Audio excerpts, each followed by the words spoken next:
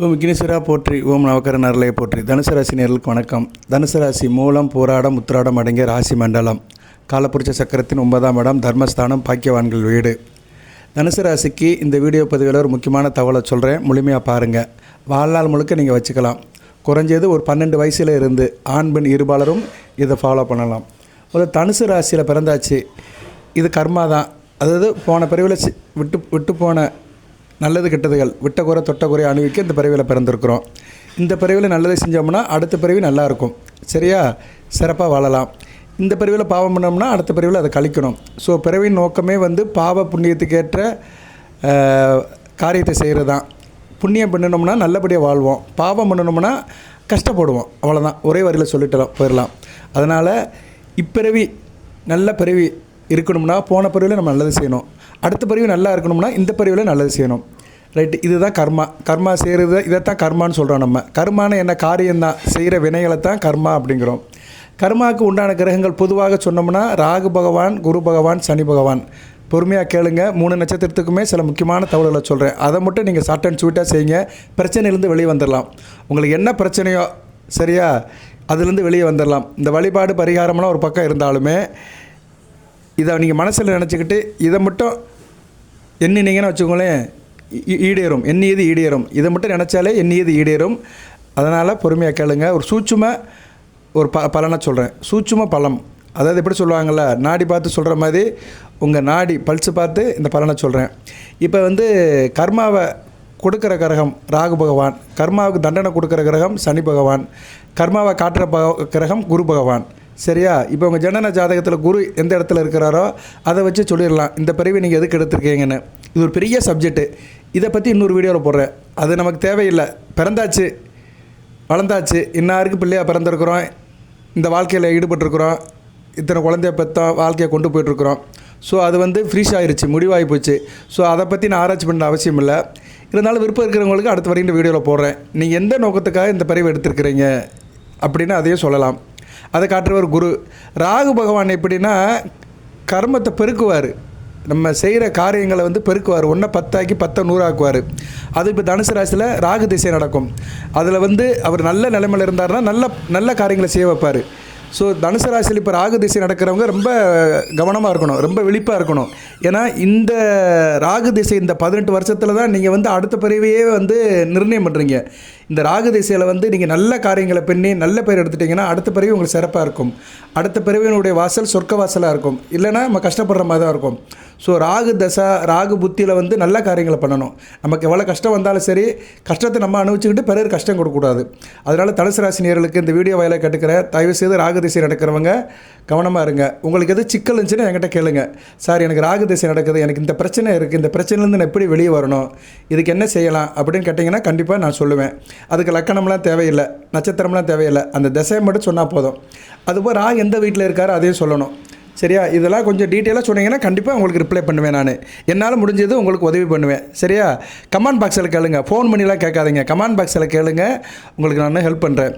எதுக்கு இது ராகுவை நான் இம்பேக்ட் கொடுக்குறேன்னா, அழுத்தமாக சொல்கிறேன்னா, அவர் தான் கர்மாவை பெருக்கிறவர், சரியா? ஒரு மனிதனுக்கு அடுத்த பிறவிக்கு ஒரு டைரெக்ஷனை கொடுக்குறவரே ராகு பகவான் தான். ஸோ அந்த ராகு திசை நடக்கிற காலகட்டத்தில் ரொம்ப கவனமாக இருக்கணும். அடுத்து சனி பகவான், அவர் என்ன பண்ணுவார்னா, செஞ்ச கர்மாக்கு ஏற்ற மாதிரி பலன்களை கொடுப்பார். நல்ல காரியங்களை பண்ணோம்னா நல்ல பலன்களை கொடுப்பாரு, கெட்ட காரியங்களை பண்ணோம்னா தண்டனை கொடுப்பாரு. சனி பகவான் தயவு தாட்சியமெல்லாம் பார்க்க மாட்டார். அவர் ஒரு பெரிய காலேஜ் பிரின்ஸிபால் மாதிரி தான். யாரை தண்டிக்கணுமோ கண்டிப்பாக தண்டிச்சிடுவார், சரியா நேர்களே? சில பேருக்கு டிசியே கொடுத்துருவார். காலேஜில் பசங்க சரியில்லைன்னா டிசி கொடுத்துருவாங்க, ட்ரான்ஸ்ஃபர் சர்டிஃபிகேட் கொடுத்துருவாங்க. அது மாதிரி நிறைய பேருக்கு டிசி கொடுக்குறவர் சனி பகவான் தான். அதனால் கர்மம் சம்மந்தப்பட்ட கிரகங்கள் 3 கிரகங்கள் இருக்குது. அதில் முக்கியமானவர் ராகு பகவான் தான். அதுக்கு தண்டனை வழங்குறவர் சனி பகவான். ஓகே நேர்களே, இப்போ கர்மத்தை பற்றி ஓரிரு வரி தான் சொல்லியிருக்கிறேன். இது பெரிய சப்ஜெக்ட்டு, இன்னொரு நாள் தனியாக ஒரு வீடியோ போடுறேன். தேவைப்படுறவங்க கேளுங்க, சார் இது சம்மந்தமாக எனக்கு நிறைய வீடியோ போடுங்க அப்படி கேட்டிங்கன்னா கண்டிப்பாக போடுவேன். ஏன்னா விருப்பம் இல்லாமல் திணிக்க முடியாது. உங்களுக்கு ஒவ்வொரு டேஸ்ட் இருக்கும், ஒவ்வொருத்தரும் ஒவ்வொருலாம் விருப்பமாக இருப்பீங்க. அதுக்காக நான் கொஞ்சம் கொஞ்சமாக சொல்லுவேன். நான் விருப்பமாக அதிகமாக இருந்து வச்சுக்கோங்களேன், அது சப்ஜெக்ட் பற்றி கூடுதலாக தகவல் சொல்லுவேன், சரியா? ரைட்டு. இப்போ 3 நட்சத்திரம் இருக்குது, மூலம், போராடம், உத்திராடம். 3 நட்சத்திரத்துக்குமே இறைவன் தெய்வம் தந்த கிரகங்கள், கர்மாவை போக்கின்ற கிரகங்கள் அப்படின்னு தான் தலைப்பு போடுவேன். தெய்வம் தந்த கர்மாவை போக்கின்ற கிரகங்கள். சரியா? தெய்வம் வந்து படைச்சிருக்கு, கிரகங்களை படைச்சது தெய்வங்கள் தான். அந்த தெய்வங்கள் வந்து கிரகங்களை படித்து மனித உயிர்களை வாழ வைக்குது. மனித உயிர்கள் மற்ற ஜீவராசிகள் எல்லாத்துக்குமே வந்து கிரகங்களுடைய தாக்கம் இருக்குது. ஸோ வந்து மூல நட்சத்திரத்துக்கு வந்து எந்தெந்த கிரகங்கள் வந்து கர்மாவுக்கு வந்து கரெக்டாக வருது அப்படின்னு பார்க்க போகிறோம். அந்த கிரகங்களை மட்டும் நீங்கள் வணங்கினா போதும். அந்த கிரகத்துக்கு உண்டான நாட்களில் மட்டும் நீங்கள் சில நல்ல காரியங்களை பண்ணினீங்கன்னா உங்களுக்கு வந்து இப்பிறவி நல்லாயிருக்கும், அடுத்து வருகின்ற நாட்கள் நல்லாயிருக்கும். இப்போ உங்களுக்கு ஒரு 50 வயசு ஆகுது, சரியா? ராகு திசை நடக்கிறத வச்சுக்கிறோம். உதாரணத்துக்கு சொல்கிறேன் நான், ராகு திசை கண்டிப்பாக மூல நட்சத்திரத்துக்கு நடக்கும், வயசான காலத்தில் நடக்கும். கேது திசை, சுக்கர திசை, சூரிய திசை, சந்திர திசை, செவ்வாய் திசை, ராகு திசை மத்தியம வயதில் நடக்கும், ஒரு 50-60 வயசுக்கிட்ட நடக்கும். ஸோ உங்களுக்கு இந்த கடைசி காலம் நல்லா இருக்கணும் அப்படின்னா நீங்கள் வந்து நான் சொல்கிற அந்த கிரகங்களை வழிபாடு பண்ணுங்கள். அந்த கிரகங்களுடைய நட்சத்திரம் வர அன்றைக்கி சுத்தமாக இருங்க, நல்ல விதமாக பார்க்கப்படுகிறது. அந்த தேதிகளும் உங்களுக்கு நல்லாயிருக்கும், அந்த கிழமைகளும் உங்களுக்கு நல்லாயிருக்கும். சரியா? அந்த கிரகங்கள் வருகின்ற நட்சத்திரம் வருகின்ற நாட்களும் நல்லாயிருக்கும். இப்போ மூல நட்சத்திரத்துக்கு சொல்கிறேன், பூராடம் உத்திராடம் கொஞ்சம் வெயிட் பண்ணுங்கள், டக்குன்னு போயிடாதீங்க. சரியா? கொஞ்சம் பொறுமை நேரம் வேணும் எல்லாத்துக்குமே. உண்மை ஒன்றா தான் சொல்ல முடியும். ஏன்னா நட்சத்திர ரீதியாக சொல்கிறேன், கவனமாக கொஞ்சம் வெயிட் பண்ணுங்கள், லைனில் இருங்க, அடுத்து உங்கள் நட்சத்திரம் வரும். மூல நட்சத்திரத்துக்கு வந்து கர்மா சம்மந்தப்பட்ட கிரகங்கள், நீங்கள் எந்த காரியம் பண்ணாலுமே இந்த கிரகங்களை தான் உங்களுக்கு வந்து வழி நடத்தும்.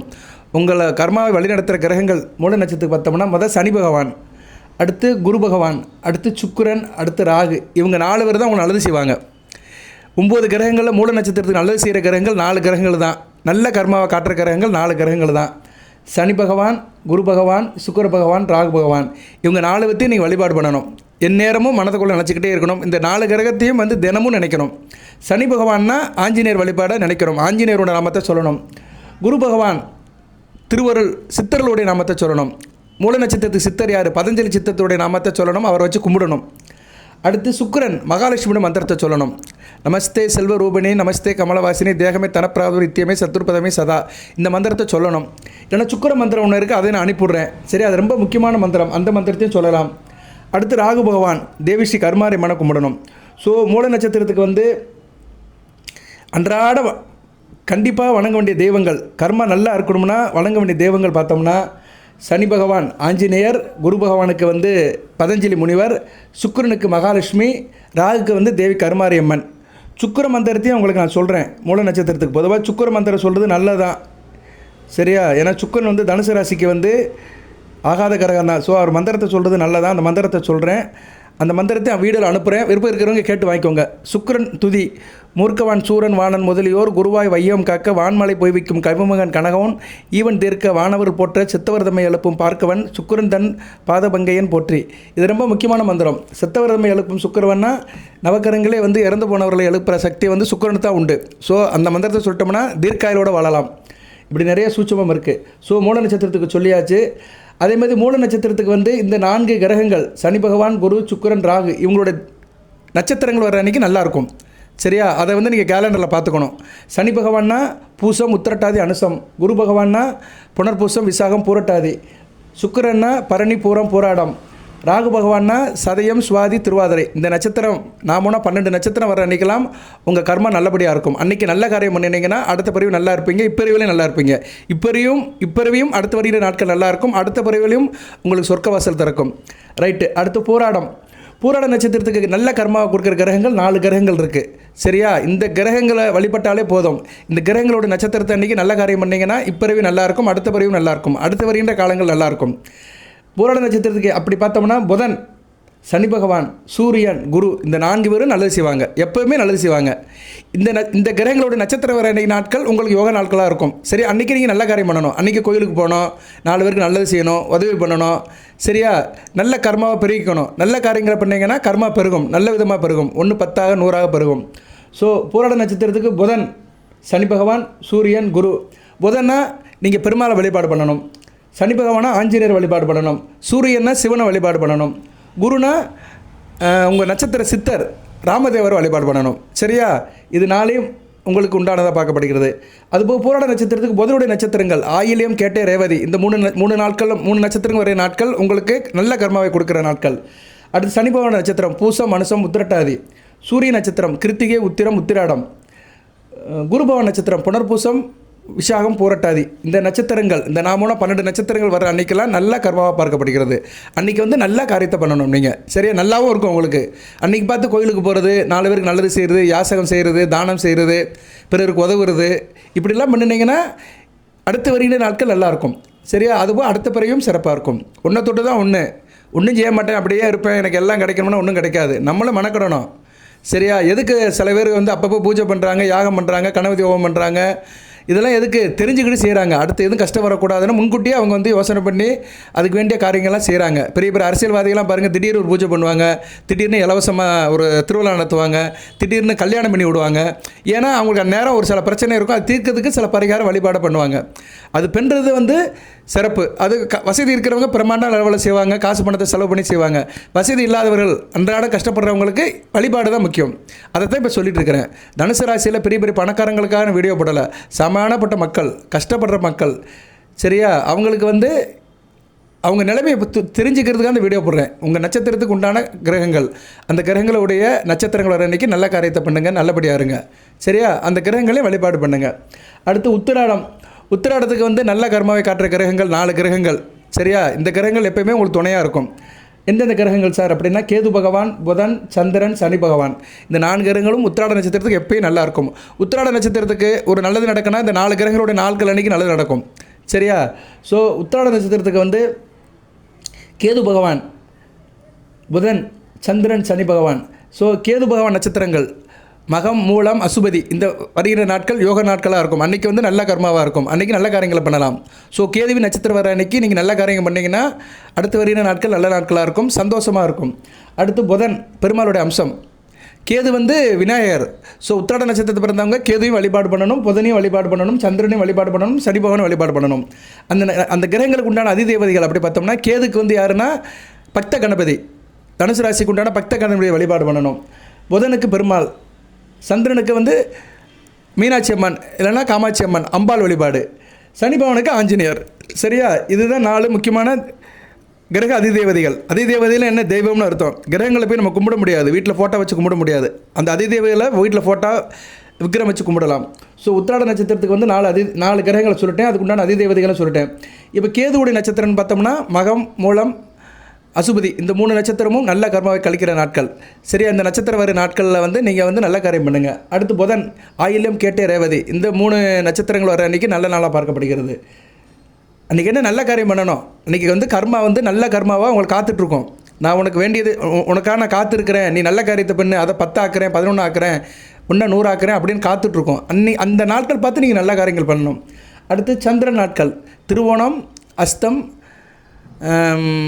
ரோகிணி இந்த 3 நட்சத்திரம் வர நாட்கள் உத்திராடத்துக்கு நல்ல நாட்களாக பார்க்கப்படுகிறது. நீங்கள் வேணால் செக் பண்ணி பாருங்கள். இந்த ஒவ்வொரு நட்சத்திரத்தை சொல்லியிருக்கேன் பார்த்தீங்களா, அந்த நட்சத்திரங்கள் ஒவ்வொரு நட்சத்திரத்துக்கும் அந்த நட்சத்திர தினங்கள் சொல்லியிருக்கிறேன்.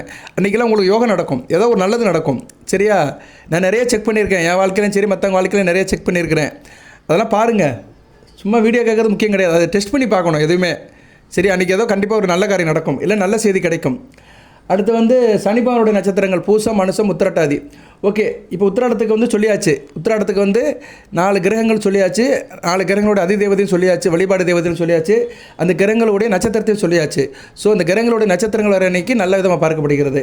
3 விதமாக பிரித்து சொல்லிட்டேன், மூலம், போராடம், உத்திராடம். சரியா நேர்களே, இதுதான் உங்களுக்கு வந்து கர்மாவை காக்குகின்ற கிரகங்கள். உங்கள் கர்மாவை நல்ல விதமாக காக்குகின்ற கிரகங்கள் இவங்க தான். இதை நல்லபடியாக பாருங்கள். எத்தனை பேர் இந்த வீடியோ பார்க்குறீங்களோ தெரியல, ஆனால் அந்த வீடியோ பார்க்குறவங்களுக்கு ஒரு முக்கியமான தகவல் கிடைக்கும். சரிவாவா, கர்மாவை காக்கும் கிரகங்கள் அப்படியே போடுவோம் தம்மையில், கர்மாவை காக்கும் கிரகங்கள். இது என்ன எப்படினாச்சும் போடுறேன் நான், தம்மையில் போடுறதே எனக்கு தெரிய மாட்டேங்கி.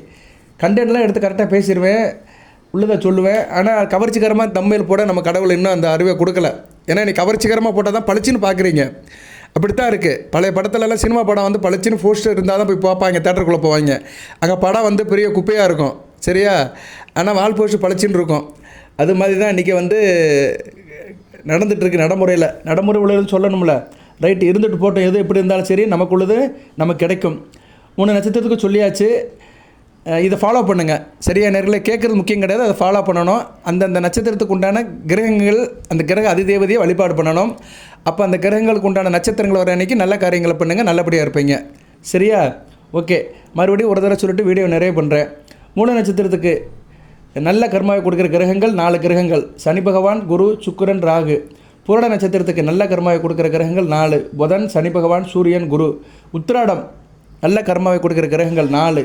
கேது பகவான், புதன், சந்திரன், சனி பகவான். வாழ்த்துக்கள் நேயர்களே, நல்லதே செய்யுங்க. கர்மா காக்கும் உங்களை. சரியா? உங்களை கர்மா கண்டிப்பாக காக்கும். அந்த கர்மாவுக்கு உண்டான கிரகங்களை வழிபாடு பண்ணுங்கள். அந்த கிரகத்துக்கு உண்டான நட்சத்திரத்துக்கு அன்றைக்கி சில நல்ல காரியத்தை பண்ணுங்கள். சிறப்பாக இருப்பீர்கள். வாழ்க வளமுடன். அனைத்து வளங்கள் நிலைகளை பற்றி தேக ஆரோக்கியத்துடன் தீர்க்காலுடன் மூலம் போராடம் உத்திராட நட்சத்திர நேர்கள் நலமுடன் வாழ்க, நல்லதே பெறுக.